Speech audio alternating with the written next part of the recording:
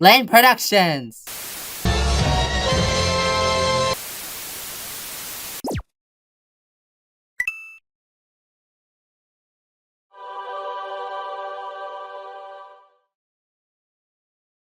Chapter 1. The Perfect Christmas Tree. One cold morning, Dragon went out to find the perfect Christmas tree. He walked through the crunchy snow. He saw all sorts of trees.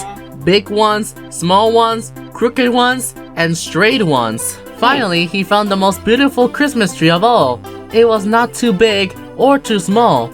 It was not too crooked or too straight. It was just right. Dragon looked down and saw the tree's beautiful brown trunk. It stood firm and strong in the frozen earth. He looked up and saw its beautiful green branches. They waved back and forth in the cold December wind. Dragon could not cut down such a lovely tree. Instead, he came back with color lights, silver bells, and everything he needed to make his tree even more beautiful. That night, Dragon looked out at his Christmas tree shining in the night. It was truly perfect.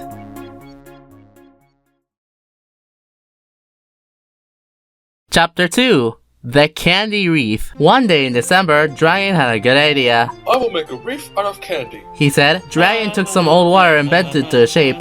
Then he taped little pieces of chocolate candy all around it. When Dragon hung his candy wreath on the wall, one of the pieces of chocolate fell off. Dragon picked it up and ate it. It was very good. Dragon did not want his wreath to look bare, so he promised not to eat any more candy. I will eat only the pieces that fall off, he said. Dragon bumped his elbow against the wall, and 2 more pieces of candy fell off. Whoops, he said, gobbling them up.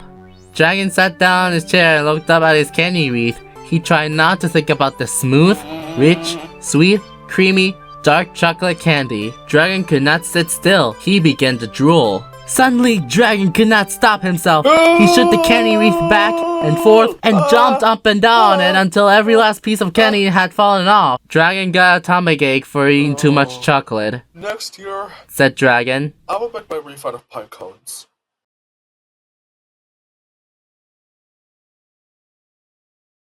Chapter 3. Mittens. Dragon was always losing his mints.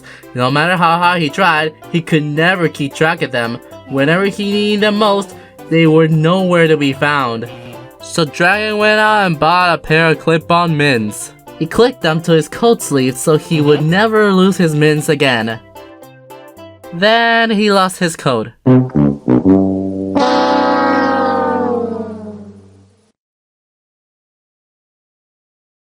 Chapter 4. Merry Christmas, Dragon! Dragon loved Christmas. Every year he saves his money, and every year he bought wonderful presents for himself. Dragon made a list of things he could buy. Lots of food, a new coat, and a big birdhouse. Then Dragon wrapped himself out with a warm quilt and headed off to the store. When Dragon finished his Christmas shopping, the store clerk loaded everything into a big sack. On his way home, Dragon passed some raccoons singing in the street. The raccoons had no food to eat. They looked very hungry.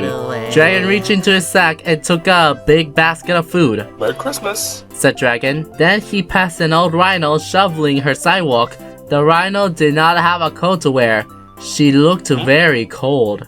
Dragon reached into his sack and took out his new wool overcoat. Merry Christmas, said Dragon. Finally, Dragon saw 2 little birds sitting on a branch.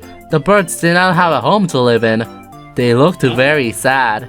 Dragon opened his big sack, took out his birdhouse, and hung it on a branch. Merry Christmas, said Dragon. When Dragon got home, his big sack was empty. There was no presents left for him.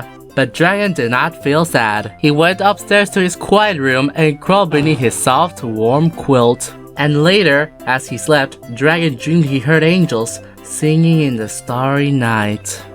Last Christmas, I gave you my heart, but the very next day, you gave it